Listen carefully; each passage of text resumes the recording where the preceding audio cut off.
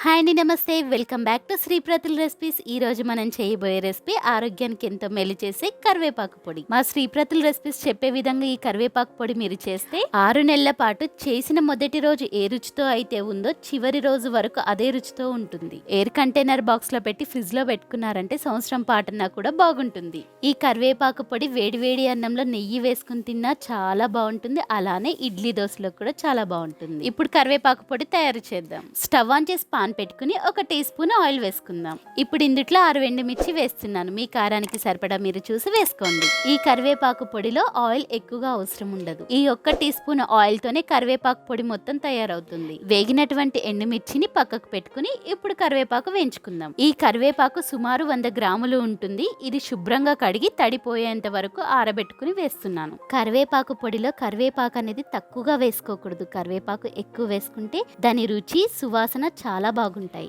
Medium flame లో 5 నిమిషాల పాటు కరివేపాకు వేగిన తర్వాత 12 వెల్లుల్లి రేఖలు వేస్తున్నాను. ఈ కరివేపాకు పొడి చేసుకునేటప్పుడు స్టవ్ ఫ్లేమ్ అనేది మీడియం మాత్రమే పెట్టుకుని హై మాత్రం పెట్టుకోకండి.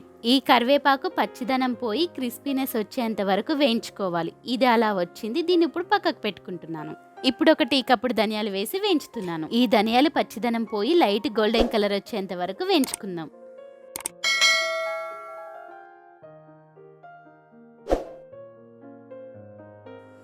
అలానే 1 టీ కప్పుడు మినపప్పు కూడా వేసి వేయించుకుందాం. చూడండి, మినపప్పు ఈ రంగు వస్తే వేగినట్టే. వేగినటువంటి ఈ పప్పును కూడా తీసి పక్కకు పెట్టుకుందాం. ఇప్పుడు అదే పాన్లో 1.5 స్పూన్ జీలకర్ర వేసి నిమిషం పాటు వేయించుకుంటే సరిపోతుంది.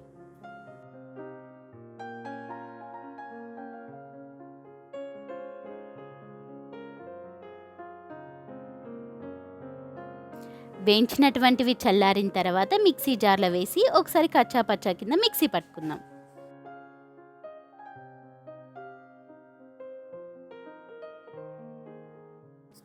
కచ్చా పచ్చాగా పట్టుకున్న తర్వాత 1 నిమ్మపండు సైజు చింతపండుని విడతీసి మిక్సీ జార్లో వేసుకుందాం. చింతపండు వేసి 1 నిమిషం పాటు మిక్సీ పట్టుకున్న తర్వాత ముందుగా వేయించి పెట్టుకున్నటువంటి కరివేపాకుని వేస్తున్నాను.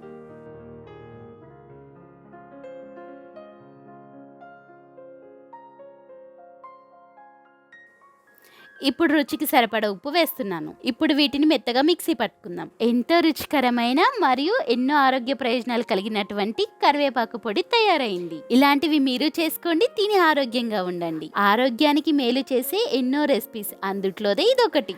మరొక వీడియోతో మీ ముందుకు వస్తాను. అంతవరకు సెలవు.